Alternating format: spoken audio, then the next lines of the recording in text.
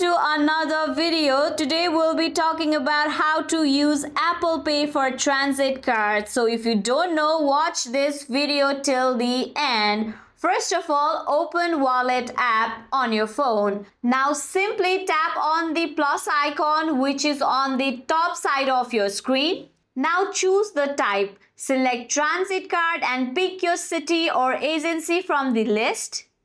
Right after that, add funds. Select an amount to load, then tap add and follow the prompts to purchase. And finally, move existing card. You can do it by transferring a physical card to your phone, iPhone, that means through the transit agency official app. And finally, you can move existing card by transferring a physical card to your iPhone through the transit agency official app. Thank you for watching the video. I hope this helps you out.